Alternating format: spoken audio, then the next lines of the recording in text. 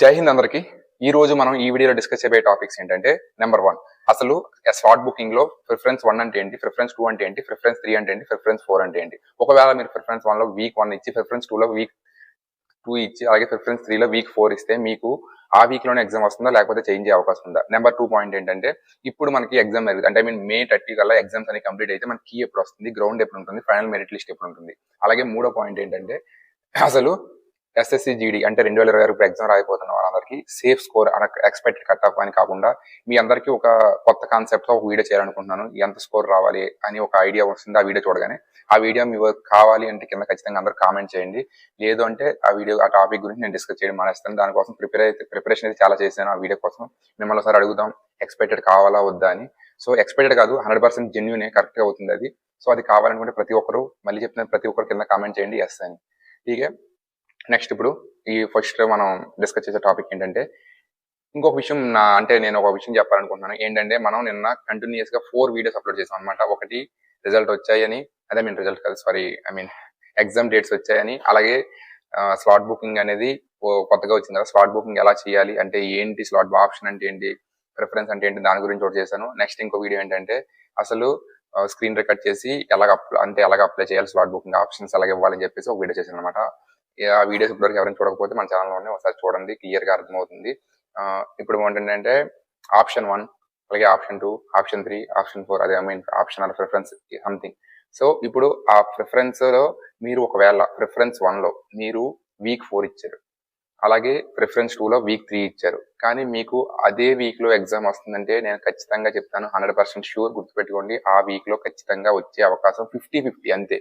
మీరు ప్రిఫరెన్స్ 1 లో week 4 option ఇస్తే ఆ వీక్ లోనే రాదు, ఎందుకంటే అందరూ లాస్ట్ వీక్ లోనే ఇస్తారు. సో అందరికి లాస్ట్ వీక్ లో ఎలా వస్తుంది. సో ఎలా అయితే మీరు SSC GD, CISF, CRPF, BSF options ఇస్తారో, మీకు వచ్చిన మెరిట్ బట్టి మీకు జాబ్ వస్తుందో, అలాగే ఇది అంతే. జస్ట్ మీరు ఆప్షన్ అడిగారు మిమ్మల్ని, ఒకవేళ మీరు అనుకున్న ఒకవేళ నేను ప్రిఫరెన్స్ 1 లో వీక్ 2 పెట్టారు, అందులో ఎవరు పెట్టలేదు మన స్టేట్ నుంచి, అంటే మనం ఉన్న ఎగ్జామ్ సెంటర్స్ దగ్గరలో, సో అప్పుడు మీకు వచ్చే అవకాశం ఉంటుంది. ఒకవేళ మీరు అందరూ టైం ఎక్కువ వస్తుంది కదా అని మే లాస్ట్ లో పెడితే, లాస్ట్ వీక్ లో పెడితే అందరికి లాస్ట్ వీక్ లో అవ్వదు కదా, మిగతా 3 వీక్స్ లో అంతా ఈక్వల్ గా అవుతూ ఉంటేనే కదా షిఫ్ట్స్ అనేది జరుగుతుంటాయి కదా, అందరికి ఎగ్జామ్ కంప్లీట్ అవుతుంది. సో 50-50 అవకాశం అనమాట. మీరు ప్రిఫరెన్స్ పెట్టినా వచ్చే అవకాశం ఉంది, లేకపోతే వేరే చేంజ్ అయ్యే అవకాశం ఉంది. కానీ ఒక 5 రోజులు 10 రోజులు ఎలా అయినా మీ ఎగ్జామ్ అయితే కంప్లీట్ అవుతుంది, దానికి మీరు ఏం వర్రీ అవ్వక్కర్లేదు. ఇంకొకటి ఏంటంటే, చాలా మంది కొంచెం తప్పు చేశాను అంటున్నారు ప్రిఫరెన్స్ లో పెట్టడంలో. ఏ ఇబ్బంది పడకండి, ఎడిటింగ్ ఆప్షన్ అయితే లేదు, కానీ మీకు ఎగ్జామ్ అయితే రాస్తారు. ఒక 5 డేస్ ముందు రాయొచ్చు, 5 డేస్ వెనక రాయొచ్చు, మీరు ఇబ్బంది ఏం పడకండి.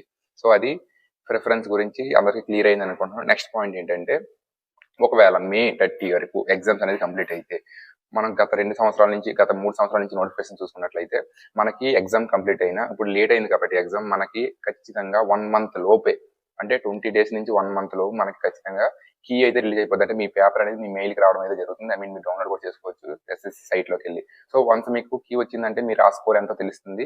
తర్వాత అది రిలీజ్ అయిన 20 డేస్ లోపు, అంటే మళ్ళీ 20 డేస్, అంటే జూన్ 25 కల్లా మనకి కీ అయితే రావడం జరుగుతుంది. అలాగే జూలై 20 నుంచి 20 వరకు రిజల్ట్ రావడం జరుగుతుంది. అంటే పిఈటి, పిఎస్టి క్వాలిఫైడ్ లిస్ట్ అయితే రావడం జరుగుతుంది.